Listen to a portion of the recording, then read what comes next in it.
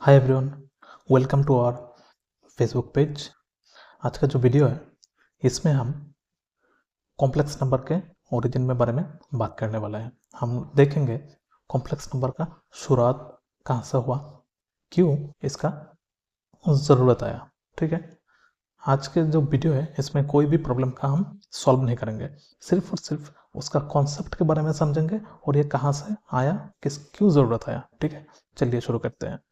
पहले देखिए, ये जो इक्वेशन है इस इक्वेशन को बोला जाता है डिप्रेस्ड क्यूबिक इक्वेशन। क्यों इस इक्वेशन को डिप्रेस्ड क्यूबिक इक्वेशन क्यों बोला जाता है? डिप्रेशन हम लोगों का जो डिजीज है उससे रिलेटेड है, यानी कि डिप्रेशन से रिलेटेड है। तो और इस इक्वेशन को क्यों डिप्रेस्ड क्यूबिक इक्वेशन बोला जाता है? क्योंकि इस इक्वेशन को सॉल्व करने के लिए हर एक सिविलाइजेशन, बेबलियंस हो, इजिप्शियंस हो, चाइनीज हो, इंडियंस हो, पर्शियंस हो, हर किसी ने कोशिश किया इसको सॉल्व करने के लिए, लेकिन सॉल्यूशन किसी के हाथ में नहीं लगा। इसलिए इस इक्वेशन को नाम दिया गया डिप्रेस्ड क्यूबिक इक्वेशन। ठीक है, लेकिन 1510 के आसपास एक प्रोफेसर शिपियानो डाल्फेरो, बलोना यूनिवर्सिटी में एक प्रोफेसर था शिपियानो डाल्फेरो, उन्होंने इस इक्वेशन का, ये जो इक्वेशन है x cube equal to p x plus q equal to 0, इस इक्वेशन का सॉल्यूशन ढूंढा था। लेकिन उनका जो इक्वेशन है इसमें भी एक प्रॉब्लम था, क्योंकि इसमें भी एक्स स्क्वायर का टर्म नहीं था। लेकिन ओरिजिनल इक्वेशन में एक्स स्क्वायर का टर्म था, लेकिन उनका जो इक्वेशन है इसमें एक्स स्क्वायर का टर्म नहीं था।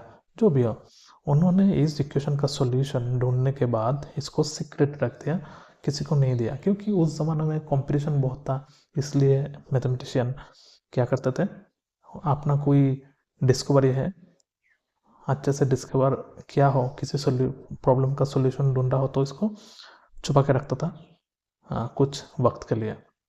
उसी तरह शिपियानो डाल्फेरो ने क्या किया, इस इक्वेशन का जो सॉल्यूशन था उन्होंने अपना पूरा जीवन काल में उसको छिपा के रखा, किसी को नहीं दिया।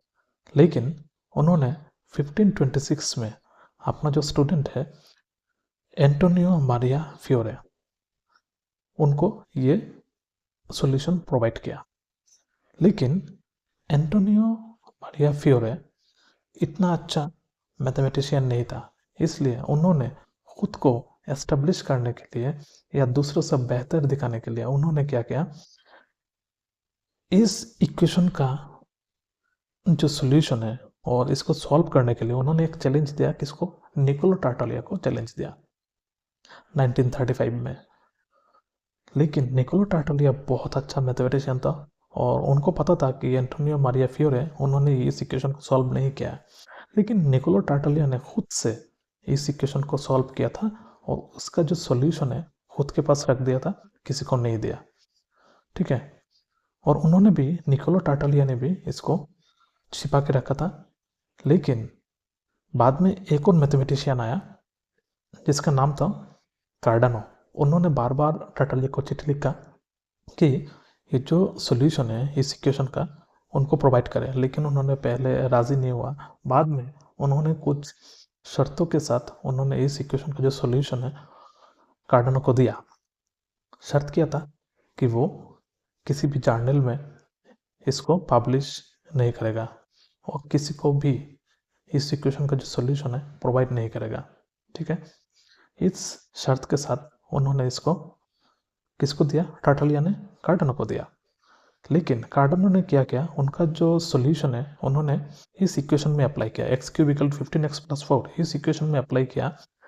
करने के बाद देखा कि रूट के अंदर नेगेटिव नंबर आता है, और उस वक्त में रूट के अंदर नेगेटिव नंबर आना बहुत ही आश्चर्यजनक क्वेश्चन है। ठीक है, और इस बात को उन्होंने कहाँ पे लिखा? कार्डानो ने अपना जो बुक है आर्ट्स मैग्ना, इस बुक में भी इसका जिक्र किया।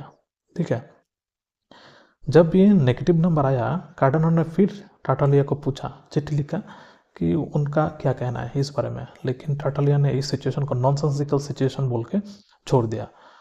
लेकिन कार्डानो ने क्या किया, इसको ज्योमेट्री से चेक करने का कोशिश किया कि देखा जाए कि ज्योमेट्री क्या कहता है, नेगेटिव क्यों आ रहा है रूट के अंदर। देखिए उस जमाने में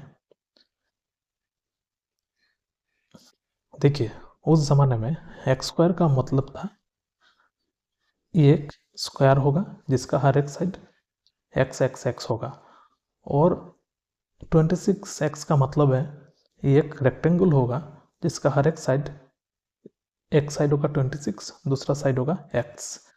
तो 26 का x का मतलब है ये एक रेक्टेंगल होगा, और एक्स स्क्वायर का मतलब ये एक स्क्वायर होगा। ठीक है, अब इस रेक्टेंगल को अगर हम इक्वली दो भाग में डिवाइड कर दें तो क्या मिलेगा, 13x दो रेक्टेंगल मिल जाएगा। हम इसको अगर रीअरेंज करें तो ऐसे रीअरेंज करें, 13x को यहाँ पे बिठा दिया, 13x को, ये एक रेक्टेंगल और एक स्क्वायर, जैसे कि हमको इस इक्वेशन में पहले मिला। ये एक स्क्वायर है, ये एक रेक्टेंगल है, इसका दोनों पार्ट, एक पार्ट, दो पार्ट और एक स्क्वायर है। हमने इन तीनों पार्ट को अरेंज किया, कहाँ पे अरेंज किया, ऐसे अरेंज किया, एक पार्ट, दो पार्ट, तीसरा पार्ट। लेकिन मैजिकली ये एक स्क्वायर निकलता है, 14/14 ही एक स्क्वायर निकलता है। और क्या होता है, 14/14 होता है 196 से 169, ये स्क्वायर छोड़ने से ही 27 बैलेंस होता है। कौन सा, x square plus 26 x equal to 27, ये इक्वेशन बैलेंस हो जाता है। ठीक है, लेकिन इस स्क्वायर से ये 169 का जो पोर्शन है इसको छोड़ना पड़ेगा, तब जाके ये इक्वेशन बैलेंस होता है।